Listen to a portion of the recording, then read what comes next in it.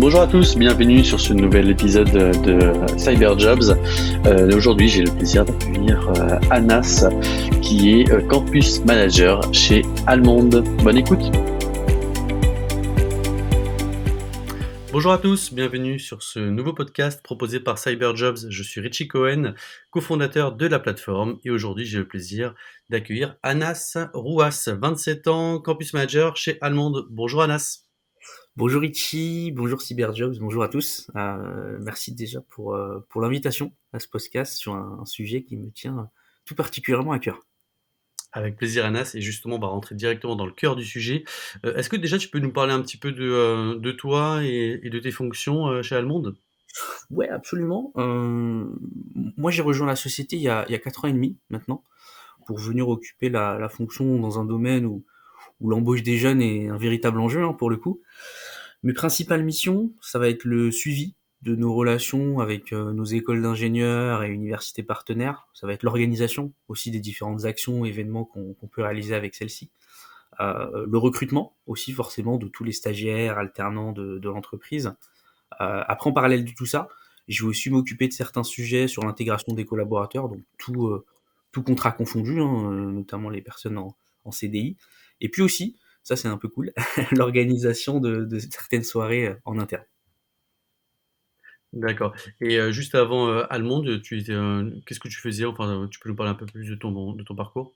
Ouais, bah je sortais d'école pour le coup, avant d'intégrer Allemande. Moi j'ai fait mon stage de fin d'études chez Pirelli, une marque de pneus de Formule 1 qu'on connaît un petit peu.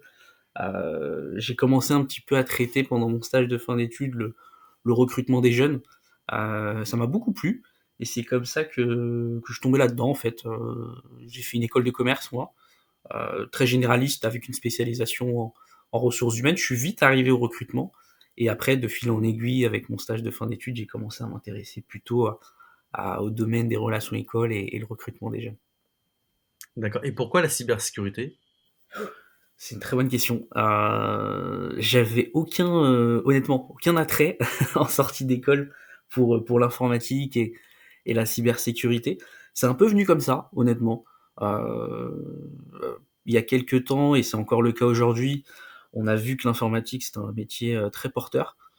J'ai ma sœur, moi, qui est consultante et qui m'a un peu aussi donné deux, trois conseils sur le monde, qu'est-ce qui nous attend, le fait que ce soit un domaine technique, mais qui peut être vulgarisé. J'ai essayé de comprendre, j'ai essayé de m'y intéresser. Et aujourd'hui, ouais, je regrette pas ce choix parce que c'est vraiment quelque chose sur lequel on apprend beaucoup de choses assez rapidement et c'est quand même un domaine très porteur, donc c'est toujours du bonus. Bien sûr. Et justement, bon, ça, cette capacité à apprendre, et en fait, à apprendre de nouvelles choses, et notamment sur des sujets qui peuvent paraître assez complexes, puisque c'est technique en cybersécurité. C'est aussi un peu grâce à Allemande, puisque aujourd'hui tu es chez Allemande. J'imagine que les équipes qui t'ont accueilli t'ont fait aussi monter en compétences sur les domaines de la cyber. Justement, est-ce que tu peux nous présenter un peu plus Allemande? Qu'est-ce que c'est comme entreprise? Bien sûr. Bah, Allemande, c'est un cabinet d'audit et de conseil qui va être spécialisé sur la cybersécurité, le cloud et les infrastructures techniques du SI dans l'ensemble. Aujourd'hui, ça reste quand même la cybersécurité, notre plus gros pôle d'expertise.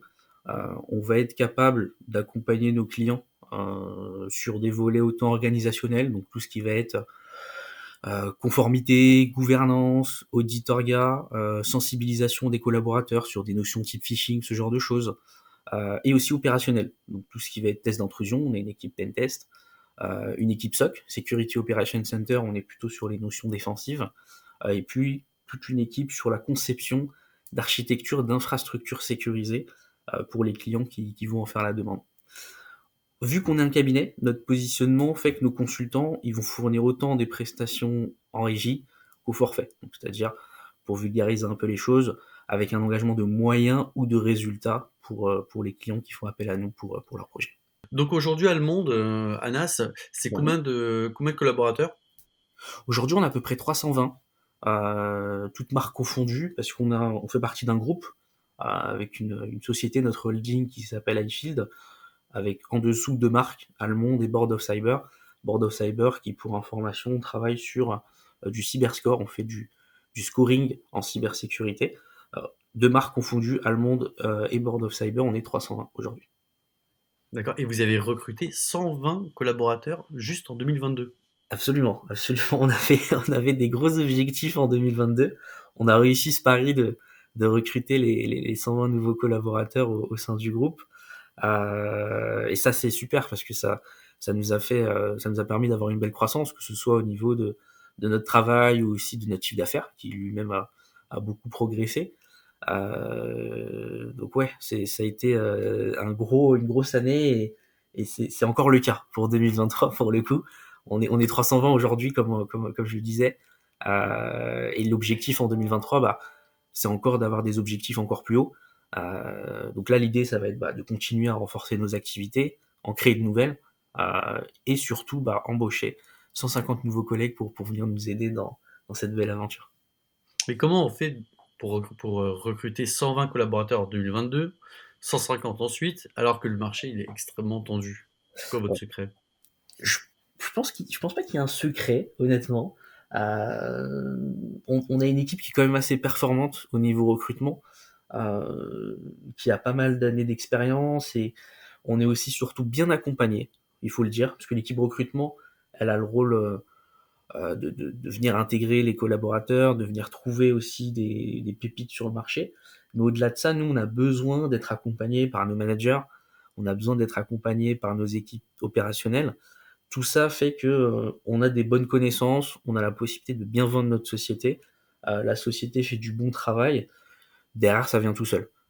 Si on arrive à prouver qu'on fait du bon travail, parce que c'est le cas, et l'idée c'est de le prouver aux gens, derrière, ça fait que ça vient tout seul. On arrive à pouvoir convaincre les gens que ça vaut le coup de venir nous rejoindre. Ok, ok. D'ailleurs, j'imagine que vous recrutez aussi un certain nombre de profils juniors, Ouais. même en stage ou en alternance. Est-ce que tu peux un peu nous expliquer enfin, quelle est votre politique par rapport à ces jeunes qui rentrent sur le marché de la cyber? Ouais. Alors, le recrutement dans notre domaine d'activité, qui est l'informatique et plus spécifiquement la cybersécurité, on l'a vu, c'est un véritable enjeu, on l'a dit. Non seulement nous pour venir appuyer notre développement qui est constant, mais aussi pérenniser surtout les prestations qu'on veut de qualité, qu'on propose à notre multitude de clients.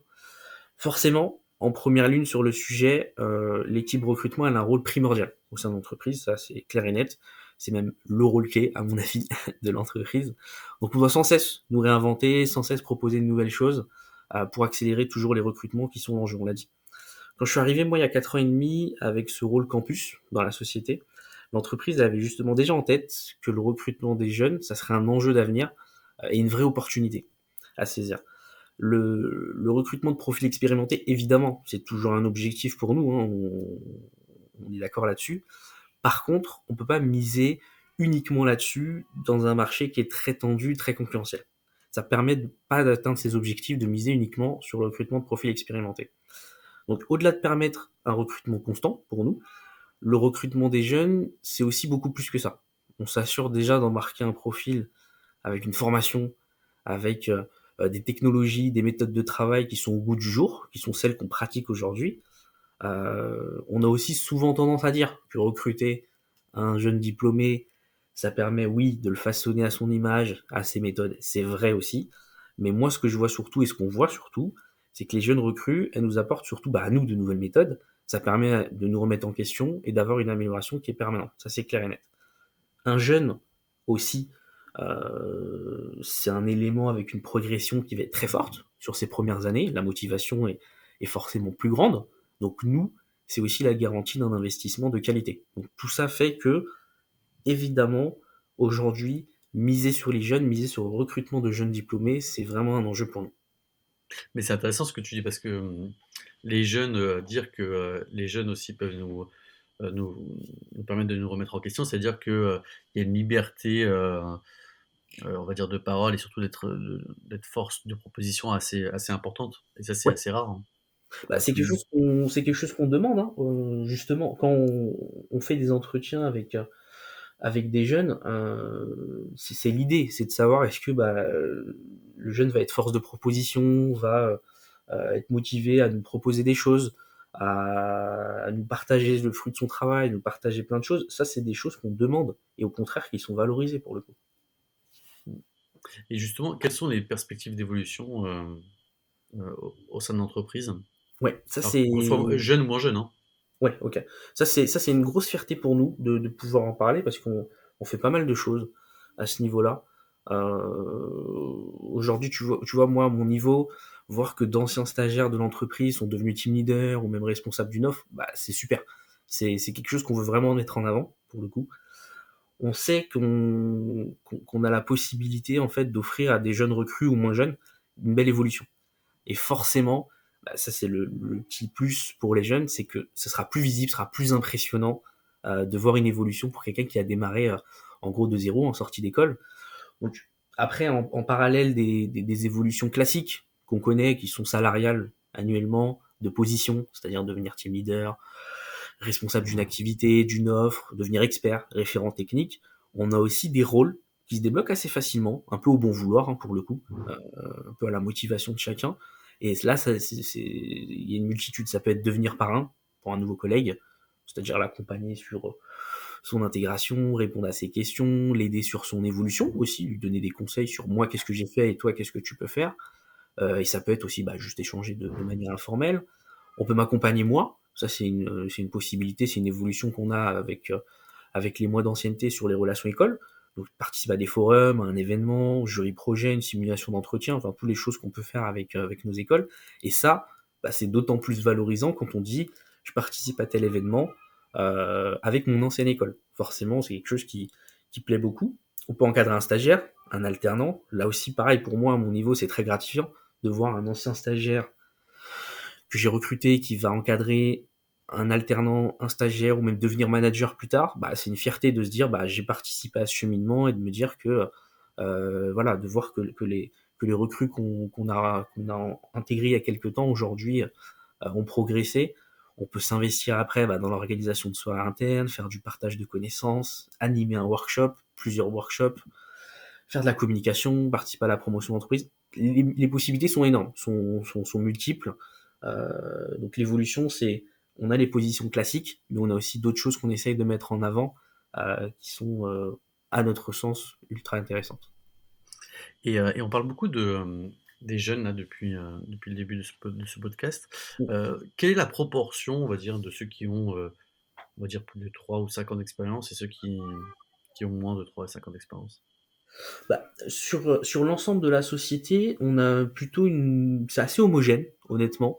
On a beaucoup d'anciens qui sont avec nous depuis pas mal d'années. Euh, Ça, c'est un peu quelque chose qu'on met en avant aussi, dans le sens où on a, vu qu'on fait des prestations de qualité, c'est aussi valable en interne. Ça, c'est très important. On a des relations bah, de qualité en interne qui fait que les personnes vont rester avec nous bah, de longues années. Donc, on a quand même un niveau d'ancienneté sur certains collaborateurs qui est assez élevé.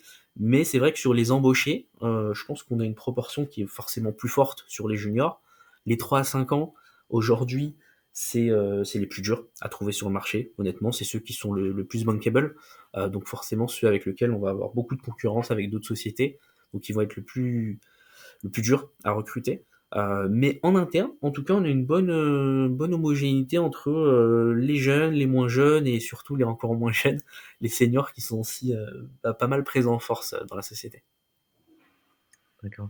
Et en termes d'opportunités, d'emploi, bon, vous proposez des stages de fin d'études de 6 mois, des contrats d'alternance? Ouais, ça c'est quelque chose qu'on propose beaucoup, les opportunités de fin d'études, parce que justement, l'objectif c'est de pouvoir embaucher derrière. Toutes nos offres, l'idée c'est d'avoir de la pré-embauche derrière. C'est souvent un objectif hein, pour les étudiants de se dire bah voilà je vais être embauché derrière mon stage ou mon alternance, et heureusement bah, c'est le nôtre aussi. Donc quand ça se passe bien pour nous comme pour eux, et généralement c'est souvent le cas, bah, l'idée c'est de poursuivre ensemble derrière sur une relation de long terme. Donc stage de fin d'études de 6 mois, contrat d'alternance, que ce soit en apprentissage ou en contrat de professionnalisation, 1 an, 2 ans, 3 ans. Généralement, on a toutes ces formules aussi qui sont proposées. Si jamais aussi on n'a pas eu l'occasion de travailler ensemble sur un stage de fin d'études ou une alternance, un jeune il peut bien sûr nous rejoindre à l'issue de ses études. En tant que jeune diplômé, on a des opportunités bah, toute l'année qui sont disponibles. Hein. Les opportunités, elles manquent pas. Et derrière, bah, après, ça va être sur tous nos métiers sécurité organisationnelle, opérationnelle, technique, du cloud. l'ingénierie de production, du réseau, de l'intégration, de la transfo digitale, du développement. Les métiers qu'on a en interne, ils sont très larges. Et ça, souvent, ça plaît aux jeunes de se dire, j'ai une multitude de possibilités de travail dans la société. Ok. Et d'ailleurs, est-ce que vous avez un métier en particulier où il y a des difficultés à recruter? Je dirais le métier de pentester, honnêtement. C'est un peu le métier cible de beaucoup de jeunes. Un peu le métier le plus sexy, celui qu'on découvre en arrivant en école d'ingénieur. Forcément, c'est l'image du hacker. Je veux me spécialiser en cybersécurité, j'ai ça en tête. Maintenant, c'est un métier qui est très exigeant. Nous, en interne, on a à peu près une vingtaine de pentesters avec un niveau de qualité et d'exigence qui est assez élevé. Et donc forcément, ça se retranscrit sur nos recrutements. Dans le sens où on a peu de profils disponibles sur le marché, avec nous-mêmes un niveau d'exigence qui est très élevé. Ça fait que oui, je pense qu'on a pas mal de difficultés à recruter sur ce métier.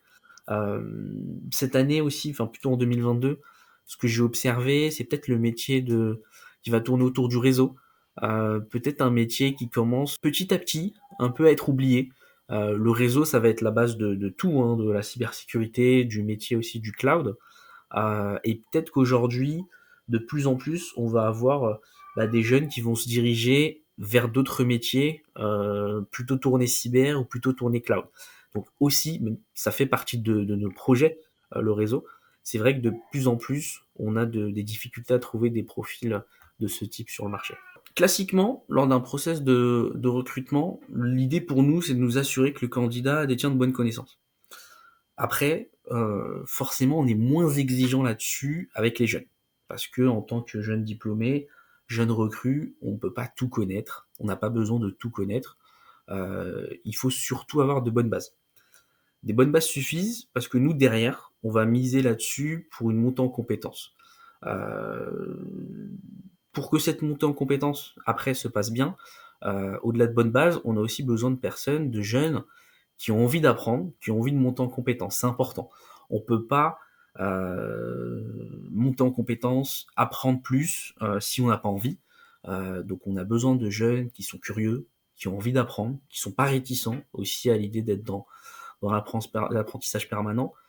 Et déjà, si on arrive à montrer cela à son recruteur, ça fait mouche, généralement. Le métier de consultant, on le sait, c'est un métier où on va partager ses connaissances, on va retranscrire ce qu'on apprend à son client. Donc c'est un métier qui est fait d'apprentissage en permanence. On a besoin dans l'IT, dans la cybersécurité, qui sont des domaines en plus en constante évolution, de se former tout au long de sa carrière, de se certifier pour montrer son travail justement à son client, son team leader, ses collègues, qu'on a une expertise là-dessus. Donc je dirais que tout ça fait que pour un conseil que je donnerais, soif d'apprendre, curiosité, esprit de synthèse, investissement, capacité de présentation aussi, humilité, super important, parce qu'on apprend beaucoup aussi entre collègues, esprit d'équipe, parce qu'on n'est jamais seul sur un projet. Tout ça sont les maîtres mots pour pouvoir réussir dans l'informatique, dans la cybersécurité, et aussi surtout au sein d'Allemand. Bon, c'est un très beau mot pour conclure justement ce premier podcast ensemble, Anas. Je te remercie pour tous tes conseils, Avec pour plaisir. cette présentation. Donc en fait, on voit qu'à Allemande, c'est pas les offres d'emploi qui manquent, les opportunités qui manquent. Concrètement, pour postuler auprès d'Allemande, donc vous avez directement accès à la page entreprise sur Cyberjobs avec la liste des offres d'emploi en cours, mais aussi, si vous ne trouvez pas votre bonheur, les candidats peuvent directement envoyer une candidature spontanée. C'est ça. Généralement, on peut passer par notre site internet aussi, venir nous contacter sur LinkedIn, hein. C'est toujours aussi un bon moyen d'échanger directement avec un recruteur, un team leader. On a une multitude de possibilités pour nous rejoindre. Ça manque pas. Merci beaucoup, Anas. À très bientôt. Avec plaisir, merci beaucoup. Merci d'avoir écouté ce nouveau podcast proposé par Cyberjobs. Je vous invite à retrouver Allemande directement sur Cyberjobs. Vous pouvez donc découvrir l'ensemble de leurs opportunités à pourvoir ou même rentrer en contact avec les équipes via la messagerie. À bientôt.